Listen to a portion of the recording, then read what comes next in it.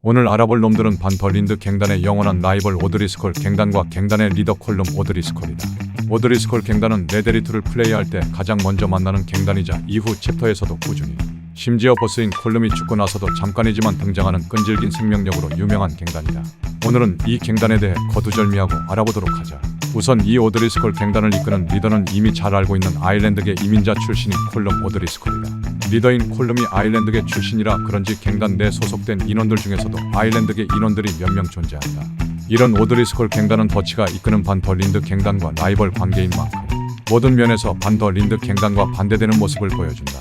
예시로 반덜린드 갱단은 구성원 하나하나가 일당백인 소수 정예 갱단이라면 오드리스콜 갱단은 두목인 오드리스콜을 제외한 나머지 인원은 단순 머리수 채우기 용으로 쓰는 물량으로 밀어붙이는 스타일의 갱단이다. 근데 이 물량이 많아도 너무 많아서 이후에 나오는 르모인 레이더스, 머프리 패거리, 델로보 갱단 같은 네임드 갱단들도 오드리스콜 갱단의 물량엔 감히 비비지도 못한다. 그리고 범죄의 수위도 반덜린드 갱단과 다른데 반덜린드 갱단은 겉으로나마 의적을 자처하는 만큼 불필요한 살생은 어지간하면 하지 않는 편인데 오드리스콜 갱단은 그런 거 없이 그냥 눈에 보이는 모두를 다 쏴제기는, 심지어 사회적으로 약자 취급받는 노인, 여자, 아이 가리지 않고 다 죽여버리는 잔혹함을 보여준다. 그래서 게임 내 설정상으로도 실제 플레이하는 유저 입장에서도 인식이 바닥을 치는 갱단이다. 그런데 간혹가다 이런 오드리스콜 갱단의 무력까지 평가절하하는 이들이 나타나는데, 물론 개개인의 역량은 반덜린드 갱단에 비해 터무니없이 낮지만 오드리스콜은 절대 물량만 많은 당나라 군대가 아니다. 그 근거는 여러 가지가 있는데, 정말 오드리스콜이 오로지 오합지졸들로만 구성된 갱단이었다면 애초에 그렇게 거대한 세력을 이루는 것 자체부터가 불가능했을 것이다. 앞서 말했던 단원들 개개인의 역량이 떨어진다는 점도 어디까지나 그 반덜린드 갱단과 비교해서 상대적으로 그렇다는 것이지, 대상을 다른 갱단으로 잡고 비교해보면 오드리스콜 갱단이 얼마나 대단한 전력을 갖춘 무시무시한 갱단인지 금방 파악할 수 있다. 거기다 본작에서 반덜린드 갱단을 몰살 직전까지 밀어붙인 유의한 집단이기도 한데, 하나는 핑커튼 전미탐정사무소고 다른 하나가 바로 오드리스콜 갱단이다. 실제로 챕터 4에서 오드리스콜 갱단이 기일한 시체를 앞세워 들이닥치자 끝없이 들어오는 물량에 결국 싸움을 포기하고 도망치는 걸 선택했을 정도로 위기였고, 챕터 3에선 그아서 모건을 생포해서 포로로 잡은 적도 있고, 챕터 2에서도 오드리스콜 갱단의 주요 거점인 식스포인트 통나무 집을 습격했을 때 방심한 아서가 매복해 있던 어느 오드리스콜 단원에게 기습을 허용해 제압당하고 거기다 머리에 총까지 겨눠져 진짜 죽을 뻔했던 적이 있었던 만큼 이런 오드리스콜 갱단을 당나라 군대와 비교하기엔 무리인 감이 있다. 그리고 물량이 많아서 자연스레 점거하는 지역도 엄청나게 넓은데, 뉴하노버주, 웨스트 엘리자베스주, 르모인주까지 오드리스콜 갱단이 분포해 있는 걸 보면 사실상 뉴오스틴 지역을 제외한 모든 지역을 점거했다 해도 과언이 아니다. 이렇듯 넓은 지역을 점거하고 있는 만큼 돈도 많은지 부하들 무장 상태를 보면 캐틀맨 리볼버, 카빈 리피터, 랭카스터 리피터, 볼트 액션 라이플, 카르카노 라이플, 심지어 근거지 중 하나인 행잉 도구 목장에는 게틀링 건까지도 비치해 놓는 등 생드니 경찰청, 핑커튼 전미탐정사무소와 비교해도 밀리지 않는 엄청난 화력을 지니고 있음을 알 수 있다. 경악스러운 건 이 정도 규모의 갱단을 만드는데 겨우 10년이 걸렸다는 것이다.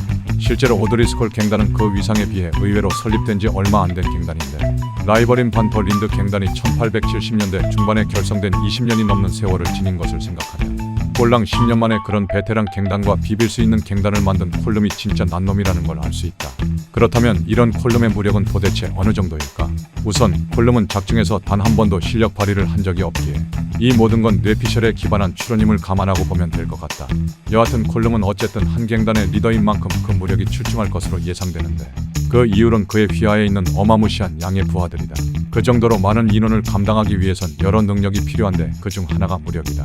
막말로 부하 중 한 명이 각 잡고 선동해서 반란을 일으킬 법도 한데 한 번도 그러지 않은 걸 보면 콜룸이 평소 부하들을 잘 챙겨줬거나 그 무력과 카리스마에 감히 그런 생각조차 못했거나인데, 전자라고 하기엔 초반부 키이런을 쥐잡듯이 잡는 장면이 있어서 전자일 가능성은 현저히 낮고, 후자의 경우 챕터 2에서 휘하 부하들이 야! 누가 콜룸한테 보고하러 갈래? 라면서 콜룸과 대면하는 것을 꺼리며 서로 떠넘길 정도로 콜룸을 두려워하고 있는 장면을 미루어 보아 후자일 가능성이 매우 높다. 그렇다면 콜룸의 무력은 라이벌인 반덜린드와 견주거나 아주 살짝 밀리는 정도일 확률이 높다. 그렇다면 콜룸의 장점은 무력 하나뿐일까? 아니다. 콜룸은 무력만큼이나 지력도 뛰어난데 당장에 평화협정하자고 더치를 끌어들여 더치 측 주요 인물인 아서를 손쉽게 납치해내는 것만으로도 그가 얼마나 장패를 잘 부리는지 알 수 있다. 이게 콜룸 입장에선 반드시 성공해야만 했던 도박수인데, 콜룸이 아서를 납치해 온다면 할 수 있는 게 엄청 많아지기 때문이다.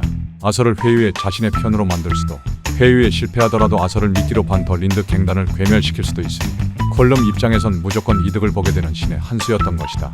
그 후 콜룸은 아서를 꼬드기기 위해 스틸을 가지고 우리 쪽으로 넘어오라며 회유하는데 주지도 않을 스틸을 굳이 가지고 내려와 아서에게 보여주면서 모든 걸 잃고 노상에서 텐트 치고 지내는 더치와는 달리 자신은 엄청난 재력을 지닌 채 여전히 존나 잘 나가는 갱단의 보스라는 사실을 은근슬쩍 알려주면서 아서가 혹하도록 유도하고 이래도 뜻을 굽히지 않자 그대로 아서가 죽도록 방치한 후 아서를 구하기 위해 쳐들어올 반더린드 갱단과의 총력전을 준비하러 떠나는 철두철미함을 보여주면서 본인이 왜 레데리 세계관 최강 갱단의 리더인지 증명하게 된다.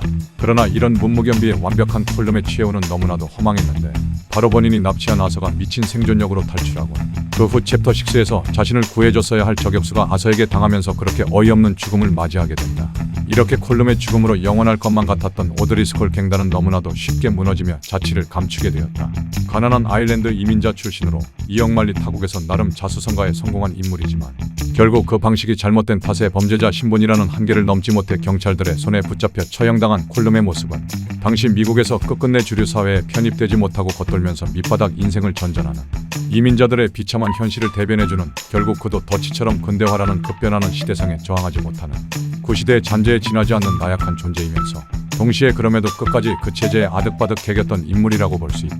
여기까지 오드리스콜 갱단과 리더 콜룸 오드리스콜에 대해 알아보았다. 더 알고 싶은 정보가 있다면 댓글로 적어주길 바란다. 지금까지 긴 영상 봐주셔서 정말 감사합니다. 다음에 더 재미있는 영상으로 빨리 찾아뵙겠습니다. 구독과 좋아요는 다음 영상 제작에 큰 힘이 됩니다.